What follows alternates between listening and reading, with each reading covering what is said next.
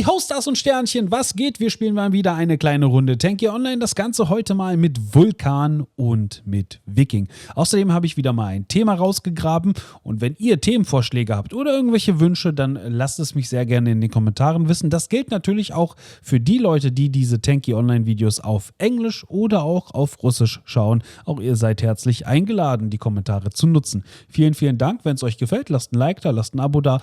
Das muss einfach gesagt werden, ja, damit es halt wenigstens einer weiteren verirrten Seele angezeigt wird. Das heutige Thema, auch wenn es langweilig klingt, aber ich versuche es wenigstens einigermaßen spannend zu gestalten. Das ist das Thema Bots. Einfach Bots. Nicht die Tanky Classic Bots, die sich im Kreis drehen und eigentlich Spieler sind. Nein, ich meine natürlich die Tanky internen Bots. Ja, wir kennen sie, wir lieben sie. Die Frage ist, bringt das Ganze was oder verschlechtert es das Spiel? Gehen wir mal auf die Frage ein, was sind denn überhaupt Hauptfunktionen von diesen Bots? Vielleicht auch allgemein. Ganz klar natürlich erst einmal die Spielsuche beschleunigen. Du musst nicht mehr warten, bis beide Teams fast vollständig gefüllt sind, und um ein Spiel starten zu können, sondern du kannst halt mit deutlich weniger anfangen und der Rest wird zunächst einmal mit Bots aufgefüllt. Das ist halt eine Funktion, die Bots erfüllen. Die zweite Funktion, natürlich vor allem auch für Anfänger, du kannst Spieler besser in das Spiel einführen, ohne sie, wie soll ich sagen, zu sehr zu fordern. Weil, ich meine mal, wenn du jetzt halt anfängst mit Tanky Online, ein neuer Account, vielleicht kennst du auch das Spiel gar nicht, du hast ja schon nichts und du hast keinerlei Erfahrung. Wenn du jetzt nur mit Spielern spielst, wie es halt natürlich vor Jahren der Fall war, das war ja der Regelfall und das war ja auch das. Kennt ihr übrigens noch den alten Tanky-Trailer, wo es damals hieß nur echte Spieler? Ist natürlich jetzt nicht mehr der Fall, aber ja, das war halt damals so. Ne? Nur, natürlich, wenn du jetzt halt gegen Spieler antrittst, die vielleicht schon einen höheren Rang haben, denn es werden ja nicht Rekruten gegen Rekruten nur ausschließlich spielen, ja, sondern da gibt es ja eine gewisse Spannweite an Rängen, die halt in so eine Schlacht kommen können. Und die Erfahrung, die man dann macht, ist wahrscheinlich eher diese: Man hat keine Ahnung vom Spiel, also versteht nicht, was soll ich denn jetzt hier nehmen an irgendwelcher also an Ausrüstung oder so. Ja, ist noch gar nichts verbessert. Man hat einfach nichts und man ist im Grunde einfach nur das Kanonenfutter für die Gegner. Um das zu minimieren, dieses Gefühl, kann man halt Bots nutzen, die deutlich schlechter sind. Und wir alle wissen, wie die Bots in Tanky Online agieren. Die sind nicht unbedingt, sagen wir mal, intelligent. Okay? Das heißt, du kannst halt ohne viel Druck das Spiel erst einmal kennenlernen. Ja, gehst halt mit einer guten KD aus dieser Schlacht, freust dich deines Lebens und gehst dann in die nächste. Ja, und da wiederholt sich das dann. Du kannst einfach wirklich, wie gesagt, das Spiel kennenlernen. Hast vielleicht ab und zu mal richtige Gegner. Ja, das muss ja auch ein bisschen anstrengend sein. Aber ansonsten Bots. Das Ganze kann natürlich auch in die andere Richtung ausschlagen, wenn du halt im Grunde dann das Gefühl hast, du musst das halt alleine machen, weil die Bots halt nichts hinbekommen, weil sie halt zum Beispiel die ganze Zeit irgendwo gegenfahren oder was auch immer, sich gegenseitig blockieren. Wir alle kennen diese Szenen. Ja, das will ich hier auch gar nicht schönreden. Aber so ist es nun mal. Jedenfalls, das Ganze kann natürlich auch in die andere Richtung ausschlagen, ne? Aber jetzt so der positive Gedanke ist halt eben auch der dahinter. Ja? Du hast halt einfach deine Ruhe, kannst das Spiel ausprobieren, ohne halt jedes Mal aggressive Spieler vor dir zu haben, die dich die ganze Zeit jagen. So, wenn du dann halt natürlich irgendwann mal ein paar Level-Ups gemacht hast und dann so langsam aber sicher dann auch mehr gegen richtige Spieler antreten kannst, kann es natürlich immer noch sein, dass die dann über dir stehen, was halt einfach die Erfahrung angeht oder auch die Ausrüstung, und dann kriegst du eine richtig blutige Nase verpasst, weil auf einmal bist du im richtigen Leben angekommen. Herzlichen Glückwunsch. Und entsprechend sieht es dann auch aus mit deiner KD. Das kann natürlich ein bisschen deprimierend sein. Ja, auf einmal, zunächst einmal bist du gut und dann bist du auf einmal plötzlich schlecht. Ja, also das sind alles andere Probleme, ja. Aber es geht erstmal generell nur darum, um das Thema Bots, ja, und was für Vorteile sie bieten können. Gut, das dazu. Das sind die Hauptgründe für Bots. Ne? Jetzt halt auch natürlich primär in Bezug auf Tanky Online. Ja, so diesen Nutzen können diese Bots eben erfüllen. Wenn wir schon beim Thema waren mit, naja, nicht so intelligente Bots, da muss man sich halt auf die Frage stellen, also wie sollte man das denn besser machen? Wenn man jetzt tatsächlich intelligente Bots haben will, heutzutage würde man sagen, dann benutzen wir einfach KI. Aber die KI muss ja erstmal trainiert werden. Ja, das ist zeitintensiv, kostenintensiv, es muss geschaut werden, bringt das was? Lässt du die KI selber das Ganze für sich entdecken, das Spiel? Oder greifst du auf Spielerdaten zurück? Also das heißt, du musst im Grunde jede Aktion eines Spielers halt analysieren, speichern, auswerten, um damit halt eine gute Trainingslage zu haben für Bots. Weil ansonsten, wenn du die natürlich darauf optimierst, zu gewinnen, hast du am Ende Bots, die dem Spieler keinen Spaß machen, weil sie am Ende besser sind als er, weil sie halt bessere Entscheidungen treffen. Aber Tanky Online ist ja ein chaotisches Spiel. Jetzt nicht nur Tanky Online im Speziellen, ja, sondern wir können ja das Spiel und viele, viele andere Spiele nicht zum Beispiel mit Schach vergleichen. Ja, eine Schach-KI, gegen die wirst du wahrscheinlich, ich bin kein Schachprofi, ja, aber ich gehe mal davon aus, gegen die wirst du wahrscheinlich nicht unbedingt gewinnen können. Ne? Das gibt es ja auch in anderen Brettspielen, dass die KI an dieser Stelle einfach dem Menschen überlegen ist. So. Und das ist ja nicht nur seit gestern der Fall, ja, da reicht es ja schon, wenn man zum Beispiel das Spiel Go sich anguckt, ja, da kann man, glaube ich, schon 10 Jahre mittlerweile zurückgehen oder fast 10 Jahre an einem Punkt, ja, wo die KI bereits halt dem Menschen Konkurrenz machen konnte oder vielleicht sogar gewonnen hat. Aber es ist jedenfalls schon viele, viele Jahre her. Hat doch nichts damit zu tun. Ich wollte nur darauf hinaus, Tanky Online ist ein chaotisches Spiel. Ja, es gibt kein festes Spielbrett mit festen Zügen, sondern alles läuft irgendwo parallel ab und die Bedingungen ändern sich auch konstant. Das sind halt also schon mal andere Voraussetzungen, um so eine KI zu trainieren. Ne? Aber gut, okay, kann ja trotzdem funktionieren. Ja, muss man wahrscheinlich ein bisschen Geld in die Hand nehmen. Ja, aber was dann? Also dann hast du vielleicht eine brauchbare KI, vielleicht trifft sie auch bessere Entscheidungen, wie gesagt, als normale Spieler, weil Spieler treffen ja nicht immer die richtige Entscheidung. Ja. Eine KI könnte halt natürlich da gucken, ja, was hat sich halt in der Vergangenheit bewahrheitet.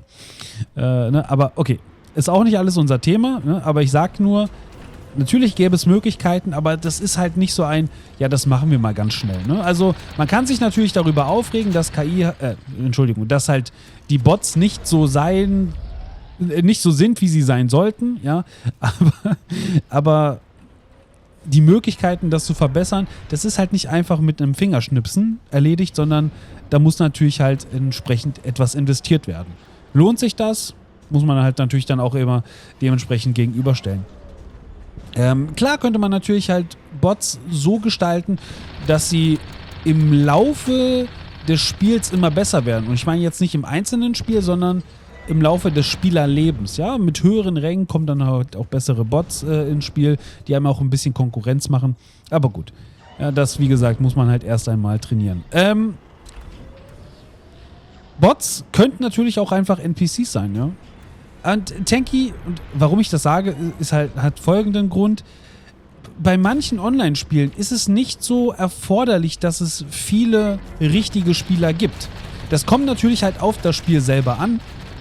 Denn wenn du ein Spiel hast, wo es mehr darum geht, irgendetwas zu sammeln, Aufgaben zu machen, ja, irgendwelche NPCs, was ja am Ende, könnte man sagen, auch nur Bots sind. Ja, wenn es nur darum geht, das kannst du auch alleine spielen. Ja, oder halt mit einem Freund oder mit 2, ja, eine kleine Gruppe starten. Aber du bist nicht unbedingt darauf angewiesen, jetzt nicht, dass das der Hauptfokus ist, ja, dass du halt 100.000 Spieler noch brauchst. Ja, es ist natürlich schön, wenn halt viele Leute das spielen, gar keine Frage. Aber man ist nicht unbedingt darauf angewiesen, um das Spiel spielen zu können. Bei Tanky Online sieht es natürlich anders aus. Bei anderen PvP-Spielen genau das Gleiche. Da ist man natürlich halt auf Spieler angewiesen. Ja? Bots sind da unterstützend, wie gesagt, um halt einfach Zeiten zu verkürzen oder eben auch Spielern einen Einstieg in das Spiel zu geben, ohne gleich halt von anderen Leuten komplett weggehauen zu werden. Aber richtige Spieler, das ist halt nun mal der Hauptfaktor.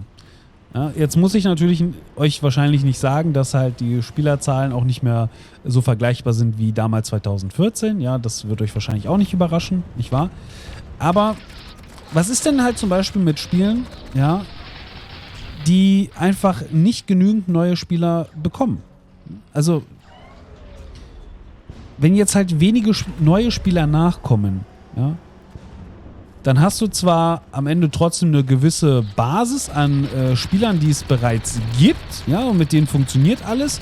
Die werden alle irgendwann mal den Rang Legende erreichen, gegeneinander spielen, aber auf den unteren Rängen gibt es ja kaum Spieler, ja, weil halt einfach wenige nachgekommen sind. Ja, auch da erfüllt natürlich dann so ein Bot die Funktion als Auffüll-Element von dem Ganzen, damit überhaupt ein Spiel zustande kommt. Ja, wie gesagt, das sind halt natürlich halt die Hauptgründe, warum man halt auch Bots einsetzt.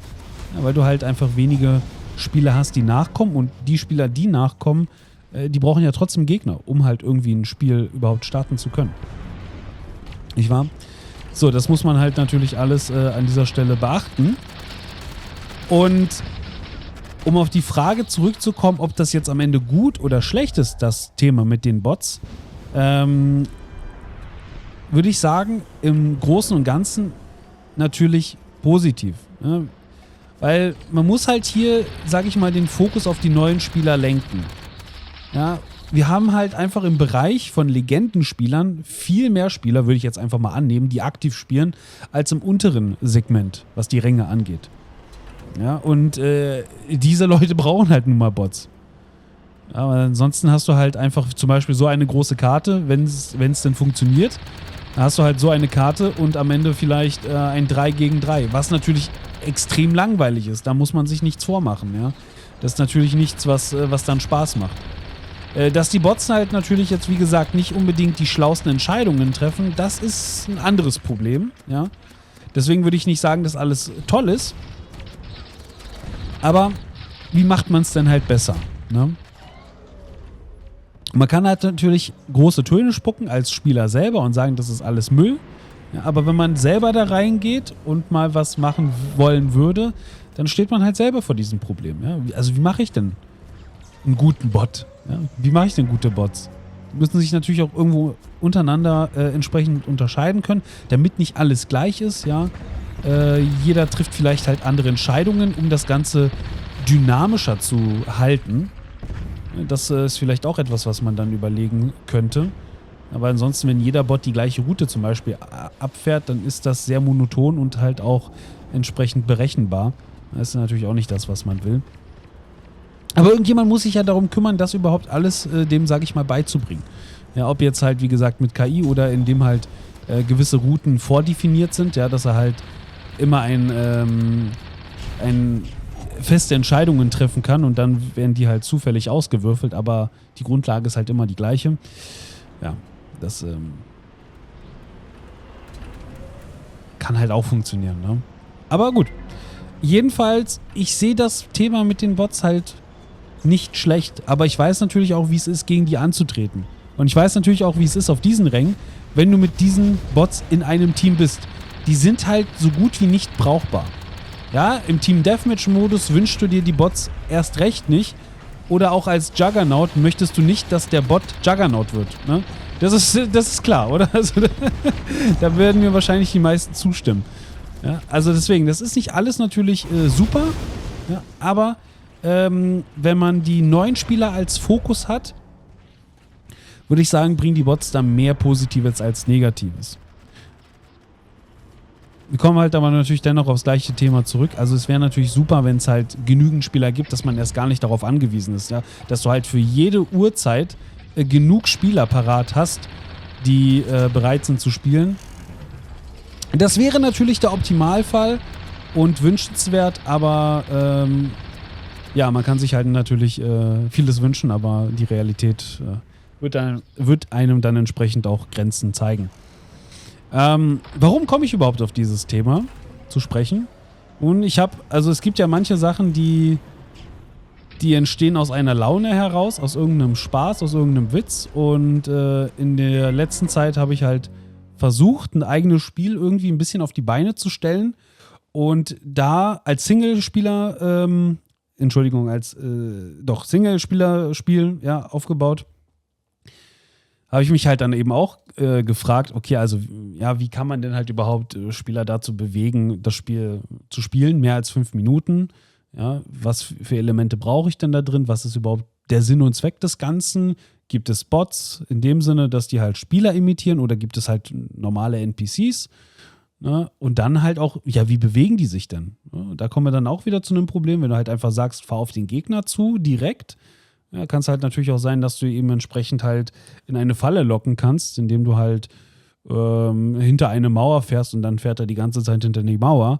Ja, also muss er natürlich auch da irgendwie wissen, dass er ausweicht und dann sich halt trotzdem irgendwie nicht vorhersehbar bewegen und so. Ne? Also, wie gesagt, da gibt es halt einige Sachen, die muss man dann halt auf einmal bedenken, an die hat man vielleicht vorher nicht gedacht.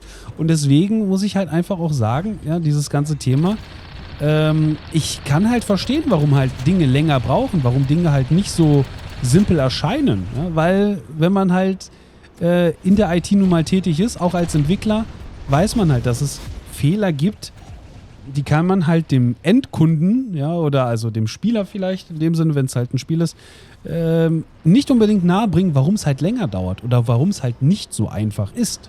Ja, weil dahinter halt viel steckt, man viel machen muss, damit es überhaupt irgendwie einigermaßen funktioniert.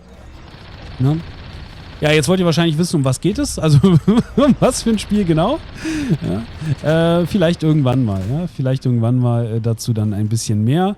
Wer natürlich die Videos schaut, regelmäßig, ja, der wird wissen, dass ich ja schon bereits vor, keine Ahnung, 10 Tanky Online-Videos oder so darüber mal gesprochen habe, ein eigenes Spiel mal auf die Beine zu stellen und so.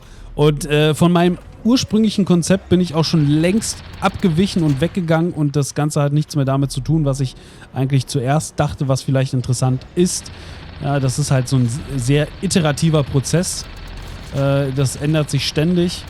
Und man muss aber da sagen, ja, also ich bin der KI sehr dankbar, dass es die überhaupt gibt, weil ich persönlich hätte halt nicht die Zeit und die Muße, mich erstmal in diese Spielentwicklung reinzulesen.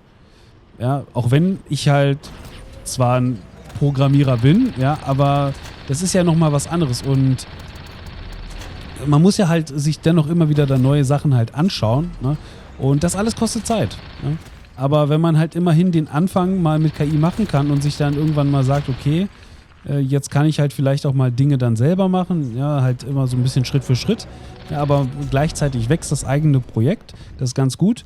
Aber das ist auch kein Allheilmittel, ja, das muss ich auch dazu sagen.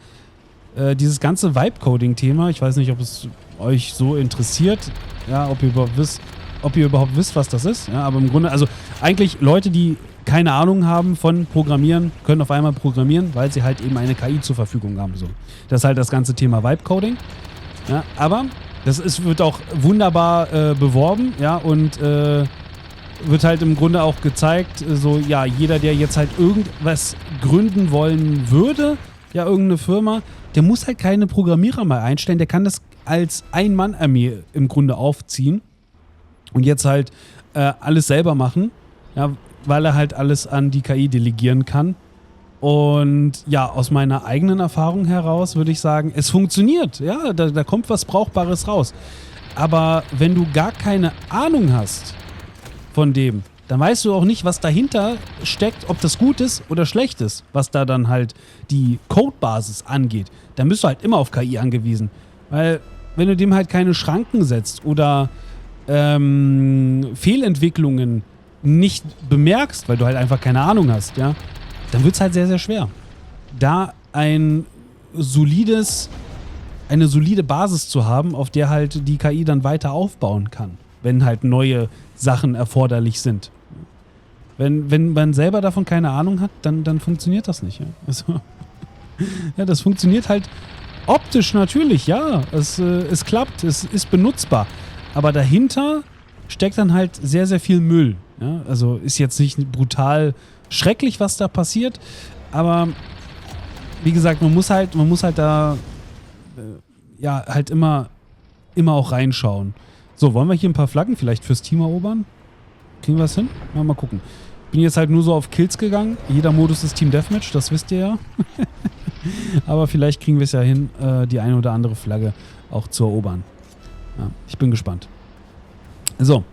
Ja, jedenfalls das dazu. Ne? Also meine Erfahrung ist positiv in dem Sinne, dass es wirklich sehr, sehr schnell geht, aber Ich bin da sehr, sehr skeptisch, wenn halt irgendwelche Leute, die dann scheinbar keine Ahnung haben, ja, auf einmal dann ankommen und sagen, ja, das funktioniert jetzt alles tipptopp, ja, du musst dir halt gar keine Gedanken mehr drum machen, du musst einfach nur der KI sagen, mach das mal und dann funktioniert das schon. Ja, aber wie gesagt, die Basis dahinter, das ist halt nichts, was man sich dann am Ende nach einem Jahr purer KI-Entwicklung noch antun wollen würde. Dann bist du halt wirklich darauf angewiesen, nur noch KI zu verwenden, weil niemand halt Einblick hat in die ganze Codebasis oder das versteht, was da passiert. Da braucht er selber noch KI-Unterstützung, um das halt irgendwie nachzuvollziehen. Ja, wie gesagt, also man kann halt natürlich der KI sagen, achte darauf und darauf und darauf, ja, aber wenn du halt keine Ahnung hast, wie willst du das kontrollieren? Willst du halt eine KI fragen, ob das passt oder nicht? Das kannst du machen, aber dann bist du am Ende natürlich auch bei sehr, sehr vielen Kosten. Ja? Jeder Prompt, den du abschickst, jede Frage, alles Mögliche, das verbrennt natürlich Token. Ja? Und die Kontrollmechanismen, die man einbaut, um halt zu schauen, ob KI Nummer 1 das gemacht hat, was KI Nummer 2 vorgeschlagen hat und was KI Nummer 3 geprüft hat, ja, das sind halt alles Kosten. Ne? Das sind alles Kosten. Gut, hat auch nichts mehr mit dem Thema Bots zu tun, aber weil es halt einfach gerade so gepasst hat, dachte ich, rede ich mal darüber. Ich hoffe, ihr seht es mir nicht nach. Gut. Oder ihr seht es mir nach. Ist auch egal. So. Das jedenfalls wollte ich dazu sagen. Ja, aber sehr, sehr schön. Ne? Mich freut selber, dass ich halt einfach dann Dinge ausprobieren kann, für die ich ansonsten keine Zeit habe, um einfach mal zu schauen, ob das halt so funktioniert oder nicht. Ne? Das ist klar. Meine Hoffnung ist, dass ich dann halt irgendwann dann tatsächlich die Lust habe, mich dann auch mehr damit zu befassen, ja, um nicht so abhängig zu sein von einer funktionierenden KI oder beziehungsweise von einem KI-Agenten, der das halt alles für mich macht. Eieieiei, Hilfe. Zu viele Gegner, da kommen wir nicht durch. Ich kann natürlich versuchen, Leute abzulenken. Oder ich habe eine andere Idee. Wir versuchen mal etwas anderes. Erstmal können wir hier auch ein paar Minen auslösen. So. Eine Sache, die ich probieren könnte. Wir gehen einfach mal... Oh. So. Ich weiß nicht, was du hast. Lass mich doch einfach in Ruhe. Huch. Schade. Ich hätte es vielleicht später aktivieren müssen. Tja. Wenn man Schredder hat für Vulkan, auch daran muss man sich erst einmal gewöhnen. Du kannst ja dann den Turm nicht mehr drehen, sondern musst halt mit deinem Untersatz dich im Grunde bewegen, ja, drehen, damit du hier Gegner anvisierst und der kriegt auch keinen Schaden. Das ist auch in Ordnung, ja. Warum auch nicht? Also, ich habe ja nie gesagt, dass ich ihm Schaden machen will. Ich wollte ihn nur anschießen. Was ist das denn jetzt schon wieder gewesen? Der wäre doch bestimmt draufgegangen. Wenn er 200 abbekommt, das hätte ihn doch bestimmt nicht lange am Leben gehalten. So. Aber ich glaube, das wird nichts mehr. Das Ding haben wir verloren. Aber ich bin gar nicht mal so schlecht. Ja, an mir liegt's nicht. Vielleicht hätte ich halt vorher schon mal anfangen sollen, Flaggen zu erobern. Ja, vielleicht hätte das was gebracht. Aber gut, selbst wenn wir jetzt 2 Flaggen mehr hätten, dann wäre es halt 100:100. Dann hätten wir ja trotzdem noch eine Flagge erobern müssen. Und das ist schon sehr, sehr optimistisch geschätzt. Also insofern, ich glaube, das wäre im Allgemeinen nichts geworden. Ja, das ist natürlich jetzt schön, ne? Du kannst mich hier voll toll anvisieren. Ja. Aber ich bin klug. Behaupte ich jedenfalls. So. Ja, egal, wir haben verloren. Ist auch nicht so wichtig. Ich wollte auch nur reden. Ich wollte nicht spielen, ich wollte nur reden. Boah. Also ich glaube, im gegnerischen Team hätte ich mich sehr wohl gefühlt. Wenn du da schön auf dem Strand bist und einfach eine freie Sicht auf die Gegner hast, oh, das wäre toll. Das wäre toll. Dann kannst du jeden anschießen, der da auf den Strand fahren will. Das wäre wunderbar gewesen. Aber so natürlich leider nicht. Egal. das soll es für heute gewesen sein. Ich hoffe, es war einigermaßen interessant. Wir sehen uns dann im nächsten Teil wieder. Mach's gut oder auch besser. Rinje hauen. Ist ja klar.